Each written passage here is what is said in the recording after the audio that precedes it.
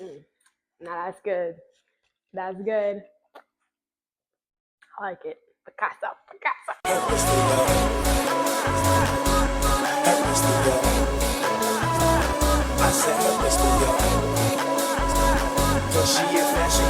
MCCC had this.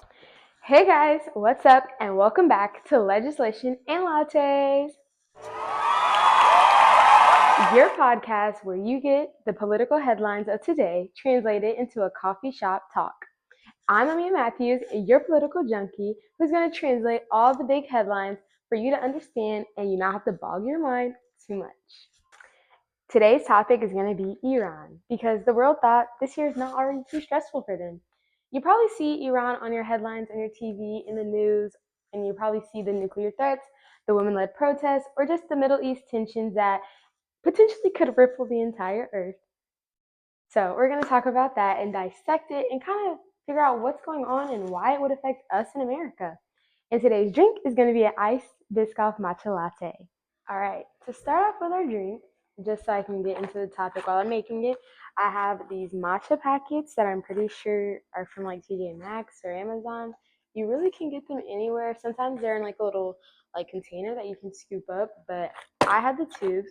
So I'm going to go ahead and take out like 6 pouches because I make enough matcha that'll last me for about 3 to 4 days.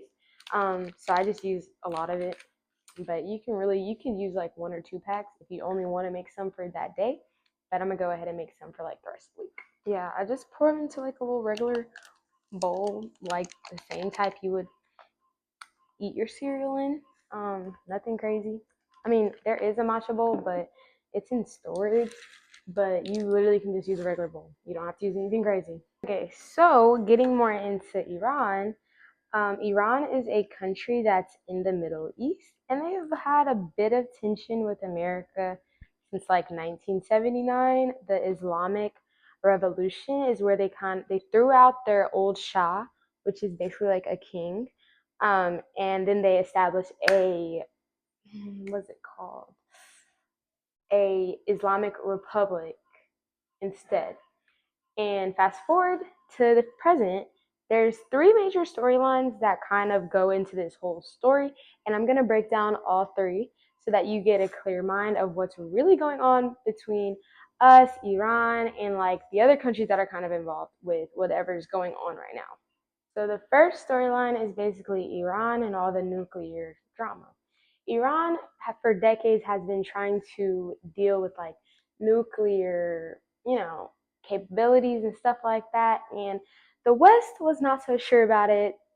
Iran would be like, we only want nuclear stuff because it'll help with energy. And the West, which is like the US and like all the other Western countries, the West people, were like, sure, that's what you want to use. But they always kind of thought, you really want to use it for bombs, which is not a crazy assumption to make because, you know,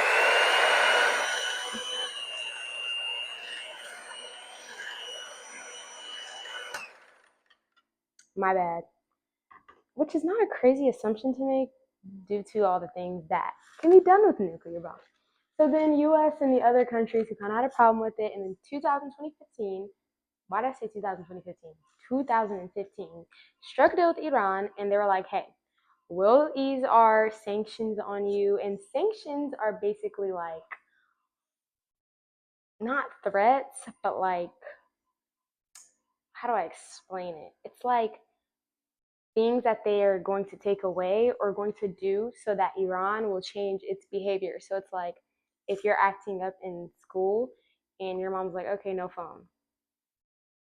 That's a sanction. She's trying to change your behavior by taking something away or placing like kind of a threat or like a ultimatum on you. And so they placed that and they were like, you can go ahead with your nuclear stuff, but we also have to be able to inspect it. And Iran was like, okay, cool. And they moved on. And that all kind of worked out until like 2018. And then Donald Trump pulled America out of that little deal. And then that put more sanctions in. And then Iran was like, okay, we're just going to get back to what we were doing. And now there's talk that they're kind of close to a nuclear weapon. And so the Biden administration tried to revive those talks again and get Iran to start talking more about it. But Iran was like, lift more sanctions first. So then they were like, oh, wait, wait. So they're trying to come up with a deal. But then Israel heard all about this, and Israel has been talking about military strikes if anything goes left with Iran and their nuclear threats. So now Israel is now threatening Iran if Iran doesn't stop the whole nuclear mess, because they don't want their enemy to have nuclear bombs, because that's insane. I wouldn't want my enemy to have nuclear bombs, but if you would like your enemy to have nuclear bombs, go for it. I'm not saying I'm picking a side. I'm just saying, was it a rational response? Low key. Low key was. The second storyline that kind of mixes into this, let me grab the vanilla. I'm going to put a little vanilla in my matcha base so that it already has that vanilla flavoring. I always like a little vanilla in whatever I'm making, whether it's like, even if the flavor isn't really vanilla, I still just want that little zap of vanilla, you know? But like I was saying, protests within Iran happened when a 22-year-old girl was murdered in police captivity because she was arrested by the morality police for not wearing her hijab properly. And so that struck a lot of, you know, a lot of negative outcry from their public, specifically their young people and women. So they started to have more protests within the country just for rights, specifically women's rights. So a lot of the women, the young people were really fighting against that. And the leaders in Iran were feeling threatened by those protests. And so now they feel threatened by the outside countries, and now they're threatened within their country. That's just not a really good mix. I wouldn't want to be feeling threatened from inside and outside. So that definitely put a lot of tension within Iran and just like the Middle East. That just adds to a lot of the stuff that's going on, because it does kind of provoke them to kind of move a little differently when it comes to dealing with other countries, dealing with the nuclear threats, dealing with just a lot of things. So it kind of did add a little bit of to the conversation. Now that my matcha base is all made up, I'm going to funnel it into this little cup that also has a pour lid, so I can just pour it into my cups. But yeah, so the third storyline within this whole thing is the regional power plays, which is basically just Iran is backing a bunch of groups in other countries, like the Hezbollah in Lebanon and militias in like Iraq and like other countries and stuff like that. And then it's basically just like America and Iran are in proxy wars. So it's not them directly having problems with each other. It's like Iran is backing one person and the US is backing another.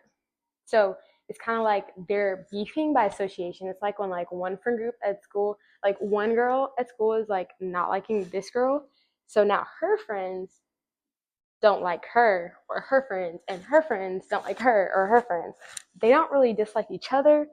They just are disliking the other side, if you get what I mean. So the biggest thing is basically like, what should America do in this situation to ease the conflict and avoid a big war rippling through the world?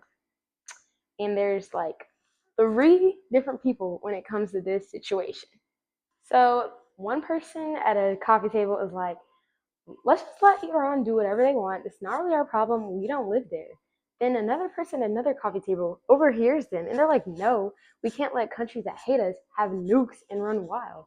And then the person at the table all across the coffee shop is like, I really just want my gas prices to go down. And all are very relevant to the situation, because when we're at war with places that are sitting on a bunch of oil, our inflation goes up, our gas prices go up, our rent is unpayable, and your matcha is going to be $12 next year. So it's all like, integrated together, but we're only looking at it from one point of view per person, but we need to look at it from all point of views of how this affects us, this affects the people in our country, and this affects the future of our gases, our rent, our descendants that will be coming later on. Like, we got to think about everybody, not just us in this situation. Okay, and now we have the matcha in the cup ready to pour. But let's talk about why this worries people.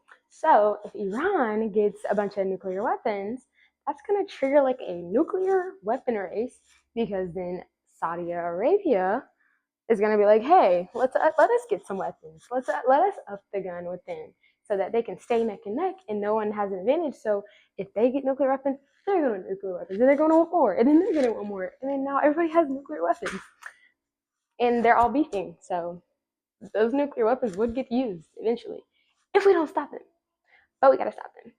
And another thing that's kind of worrying people is that we have troops stationed in these countries. So if anything crazy happens with our troops, America would actually have to get involved directly, because those are our military troops. And of course, we don't want to just let them be in danger and not try to do anything about it. So we would have to step in, obviously. Another thing that kind of worries people is that Israel could also like start doing preemptive strikes, just to stop it before it gets out of hand. And that could actually make a whole bigger argument, discussion, war within everybody. So that's also has people worried, because we don't want anybody to actually provoke them to use their nuclear weapons or fasten the production of these nuclear weapons, because that would be bad for everybody, including me, including you, including your neighbors, your mom, your dad. It'd be bad for everyone. And some people are like, yo, let's just leave them alone. Let's leave Iran alone. And their arguments are, the people in Iran are already struggling. They're already going through a lot. Why are we adding to it? Why are we adding to the fire? Let's leave them alone. And then they're like, well, diplomacy and trade deals could lead to long-term freedom. And that could be true. It might be true. Could be. And then the last thing is that they just don't want any more military tension that feeds into that anti-America propaganda. Because when everybody's anti-America, that's not going to be good. If everybody starts, oh, America's always trying to cause military tension, they're always stepping in with their government, and da da da da, and they're going to go behind closed doors where we're not, and they're going to be talking like, oh, America's always in our business, America's always doing this, and now everybody hates America. And we don't want everybody to hate America. We kind of want everybody to love America. That's the goal. Will it happen? Most likely not. But that's the goal I want. I want everybody to love America. I want everybody to love everybody. So I just don't want to fuel, they don't want to fuel the anti-America propaganda, which is fair. All right, let's get into the Biscoff creamer. So I'm going to go in and I'm going to, okay, get all this Biscoff off my spoon and get it into this cup. Okay, come on. Biscoff. Oh, it's taking forever to get off. Okay, so we're going to do that. And I'm going to pop this in the microwave. I'm probably going to only let it sit in there for like 15, 20 seconds. Just to let it soften up so I can mix it with the creamer. Which was perfect, because look at it. So now I'm going to get out this bowl again, and I'm going to clean it so that I can put the creamer and the Biscoff in it so that it can mix together. Okay, I'm going to add some almond milk because I'm dairy free. Well, when it comes to my lattes, just to limit it. But you're probably wondering at this point, in this whole discussion, who's right and who's wrong? Iran or Israel or US? Honestly, nobody. It's kind of messy. It's kind of like a little bit more than just like who's right and who's wrong, because although Iran's government does do a lot of sketchy things that a lot of Americans in America does not agree with, and even Israel does not agree with, and wish they didn't do it, and they do a lot of things. They crack down violently on their own citizens. They're building nuclear weapons for energy, they say, but they also have a lot of young Iranians and women who are protesting to make Iran a better place, because as we can see here in America, like young citizens and people fighting for good does do a lot of good. So a lot of people are in between like, hey, let's not start another endless war and like risk the lives of our citizens, their citizens, Israel's citizens. But then again, they're like, we don't really want all those nukes pointed at us and we're not prepared, or we could have prevented it. So it's like really messy of like what to do, and everybody has their own opinions. I have mine. I'm not going to state it because I want to keep this as unbiased as I can, which is why I'm giving all of these in a neutral state and I'm not saying what I think. Some hot takes, though, although I don't want to share my opinions for real. Some hot takes are that we honestly underestimate how much change young people can do in situations like this. We also are just thinking, nuclear weapons and nuclear strikes, military strikes, historically do not end well for everyone or anyone for that matter. And honestly, sanctions alone is not going to stop whatever's going on and like make everything better. So I feel like we definitely should tap into other things because at the end of the day, sanctions low-key make the citizens a little bit poorer while the government thinks of ways to stay rich. So I just feel like those are my hot takes, not really my opinions, just hot takes. Like young people change the world, sanctions are not going to save our lives, and military strikes often and historically end well for no one. I'm going to add a little bit of vanilla creamer, and this is almond dairy free creamer, keeping it dairy free for my safety, for my stomach safety. Here's why you should care about all of this going on. If something happens to Iran's oil, or like they block the oil routes or whatever, or Israel is doing something with nuclear sites, our gas prices will go up. Also, stuff like this will make the economy shake, which the economy's already been shaking enough for the past couple of years. So with gas prices, rent being high, tuition's crazy, we really don't need that many more reasons to be broke. So yeah, keep that in mind. Also, there are millions of young Iranians there that are fighting for a change and just like want a chance to live the life that we live, like going to school and doing stuff like that. So it's just like taking that into perspective and just thinking from their perspective, putting yourself in their shoes, like you want somebody on the outside rooting for you, like praying for you. Pray to whatever God you want to pray to. I'm pray to mine. I'm pray to mine, Jesus Christ, my Lord and Savior. But praying for them and thinking about them and trying to figure out what's the best solution for them to get them out of this situation because they're actually living in it. We're just living and watching it.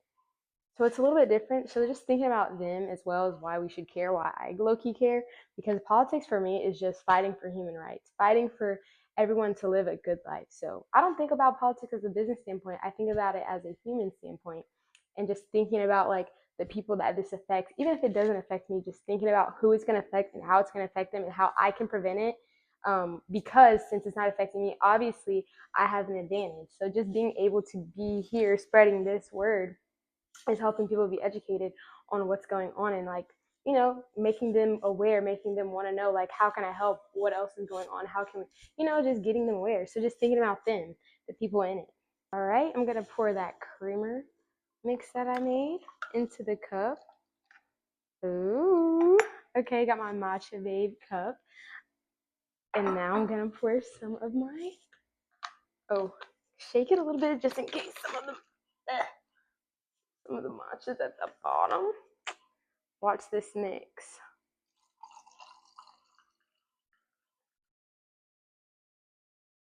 Beautiful. It's just beautiful. I love when everything mixes right. Now that's good. That's good. I like it. Picasso, Picasso. All right, guys, that's all I have for you today on today's episode. So next time you see some scary headlines, just know it's not just about the nuclear threats. It's about the people our age there. It's about stopping chess matches within the countries. And it's also about our pockets too. So all of those are engaged. So I'm just glad that you guys watched this video, listen to me talk, and make a little matcha on Legislation Lattes. Tune in for next week's episode, Taxes and To-Go Cups. Because where does our money really go? Until next time, with all my love and a little extra sugar. Bye.